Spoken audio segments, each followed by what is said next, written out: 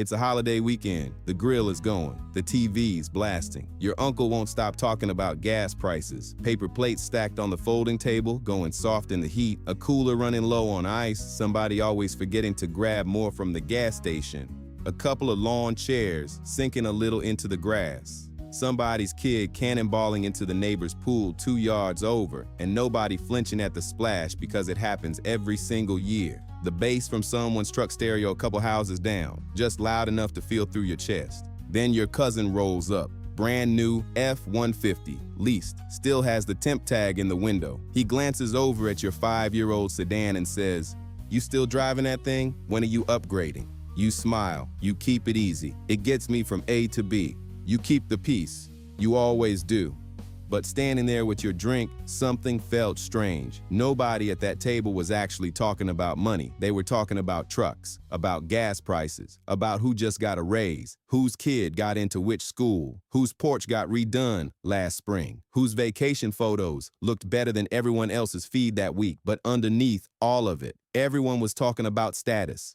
And once you notice that, you can't unsee it. Because the version of Made It you grew up watching was never going to be your floor. You could always tell which houses on the block got a new car every single year and which ones didn't. While everyone at this cookout keeps playing dress up with debt, you're quietly dismantling the exact system that kept them stuck. And if you've ever sat at your own family's table and felt like you were speaking a different language, this video is for you. Today, 10 signs that you're the one who changed the pattern. The first person in your bloodline about to build real wealth. Quick gut check before we start. If you're the only one in your family who actually knows your net worth off the top of your head, drop a yes below. I want to see how many of us are actually out here. Let's get into it. That cousin thinks he's flexing. He's not the one carrying the real weight at this table. You are. Sign number 1, you carry an invisible backpack of responsibility. Most people look at their aging parents and just hope. Hope Social Security stretches far enough. Hope nothing goes wrong. Not you. You've already done the math. That check doesn't cover groceries and healthcare in this economy. So while everyone else at the cookout ignores that reality, you're quietly building a safety net of your own. It looks like a browser tab left open to your mom's insurance portal past midnight. A note buried in your phone labeled, "If something happens,"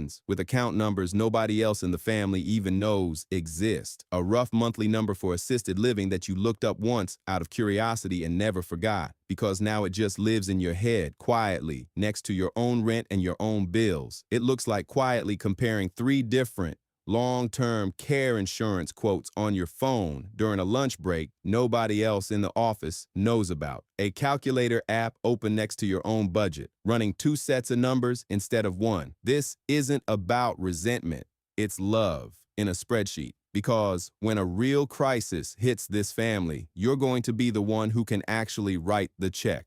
Sign number 2, your financial education was a rescue mission. Nobody sat you down at the kitchen table and explained compound interest. There was no rich uncle handing you a stock tip over dinner. Your school definitely never mentioned a high-yield savings account. So you saved yourself. Podcasts on your commute, forums and threads at midnight, a notes app full of screenshotted charts you meant to go back and actually understand, a library book on index funds, spine cracked down the middle.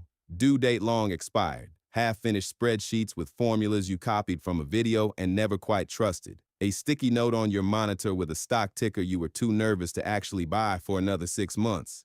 A dozen bookmarked articles titled some version of Beginner's Guide that you never quite finished reading in one sitting. You didn't wait for a mentor to hand you a map. You built your own compass out of spare parts.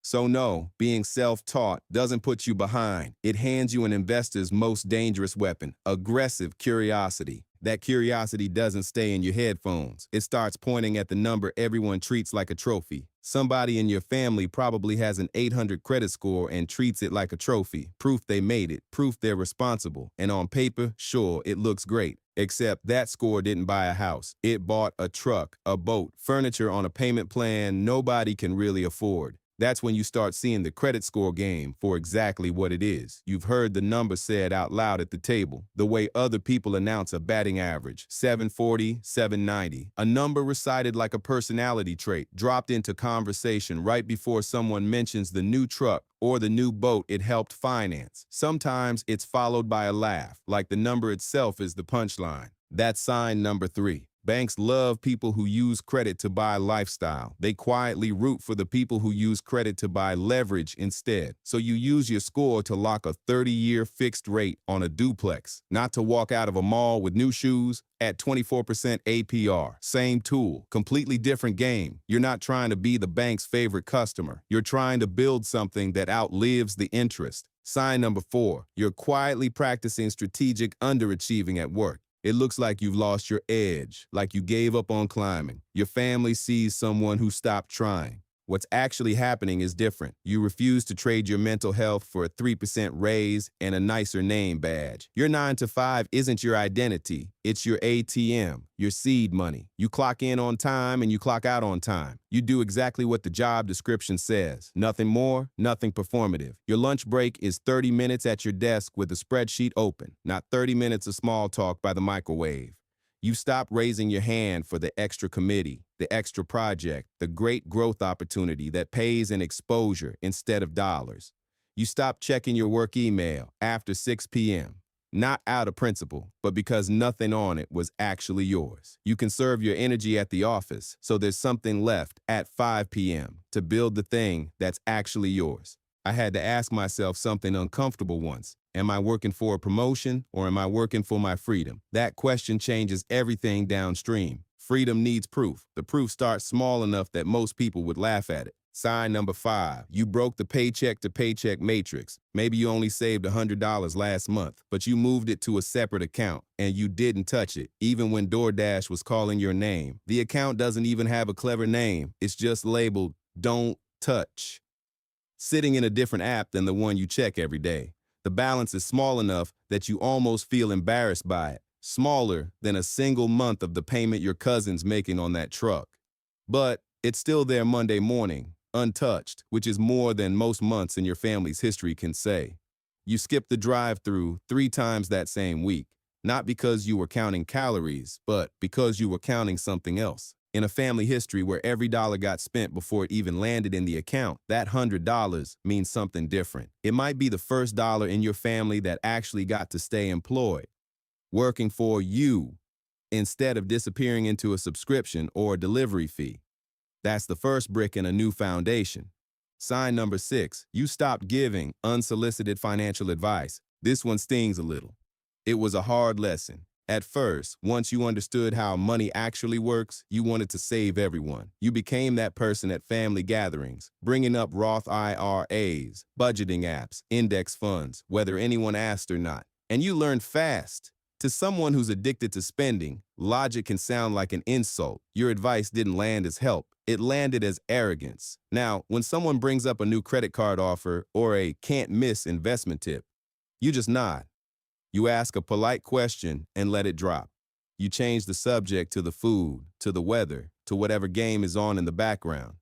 You've practiced the exact tone of voice that sounds interested without inviting a follow-up question. The advice is right there, sitting behind your teeth. You've gotten good at leaving it there. You've gotten better at asking about their garden, their dog, anything that isn't a bank statement. So you adjusted. You stopped trying to be the financial messiah at the dinner table and turned that energy inward instead. Staying quiet doesn't mean you gave up on them. It means you finally got serious about saving them, because you can't pull anyone out of the water while you're still drowning in it yourself. Quiet did something else to you. It changed what you let in, not just what you say. Your cousin, the one with the new truck, spends most of the cookout complaining about inflation, blaming the government, blaming gas prices. Except he's voluntarily locked into a 7% 5-year auto loan. He's not really a victim of inflation. He traded 5 years of financial freedom for a piece of metal that started losing value the moment he drove it off the lot. You know this. You don't say it.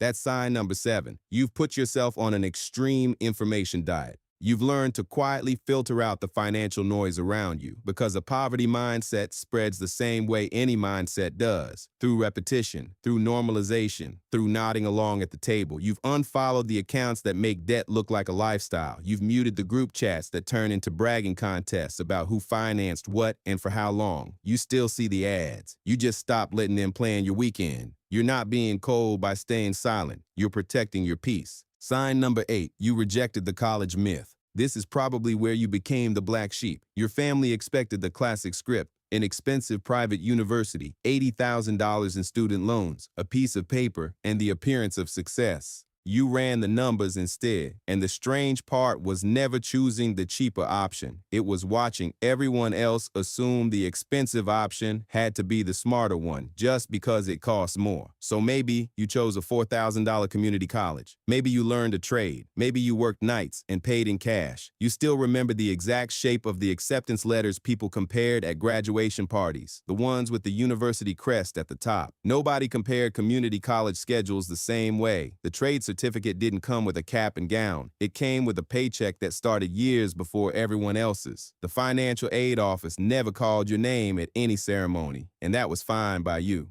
And when you finally had an extra $500, you didn't put it toward a flashy car to impress people you don't even like. You opened a brokerage account and bought the S&P 500. They called it unambitious. But that $500 chipped away, one small piece at a time, at a $100,000 chain they wanted you to wear. Here's a pattern worth remembering. People who build wealth tend to let their assets pay for luxuries. People chasing appearances often finance things that don't build wealth at all. Which one are you actually doing?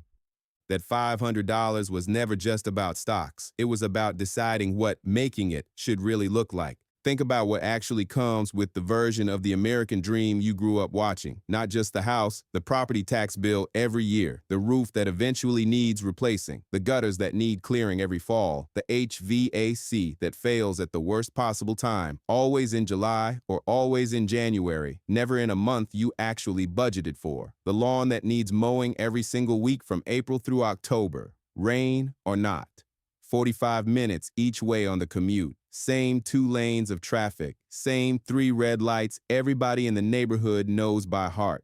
The insurance premium that quietly climbs every renewal, whether anything happened that year or not. The 2 commutes, 5 days a week, just to pay for a garage that fits 2 SUVs. The dream isn't free once you're inside it. It has upkeep costs, literally and otherwise. That's sign number 9. You're quietly rewriting what making it even means. Maybe you're house hacking. Maybe you're renting somewhere cheaper on purpose, so more cash can go toward investments instead of a lawn. You're not chasing square footage. You're chasing optionality, the ability to make a decision on a random Tuesday without checking your calendar or your mortgage first. Sign number 10. You hold a belief that doesn't fully make sense yet, and you hold on to it anyway. In a family with no financial blueprint, belief is the hardest thing to hang on to. There's no proof around you that any of this works. Some days, staring at a small, unglamorous investment balance, fighting the urge to just go buy the car everyone else has, you feel a little crazy. The balance doesn't look impressive on a phone screen at 11 p.m. It's not a number you'd screenshot and send to anyone. Some nights, you close the app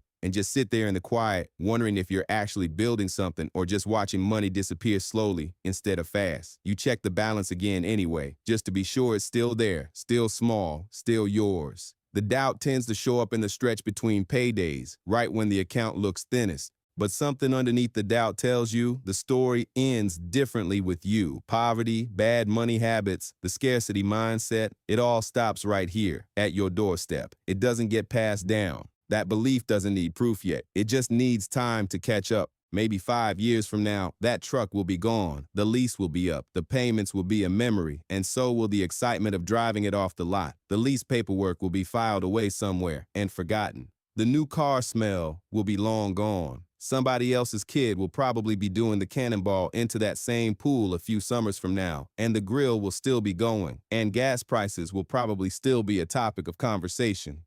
Your old sedan, maybe that won't be around either. But if you play this right, something else won't be around anymore too. The financial ceiling your family spent generations living under. You're not just changing your bank account, you're quietly rewriting the pattern the rest of your family thought was permanent. If this hit home, if you know deep down you're the one who stepped off the script, do two things for me. Hit that like button. It tells the algorithm this kind of real, no fluff conversation matters. And drop a 100 in the comments. I read every single one, and I want to see exactly how many of us are out here. I'll see you in the next one.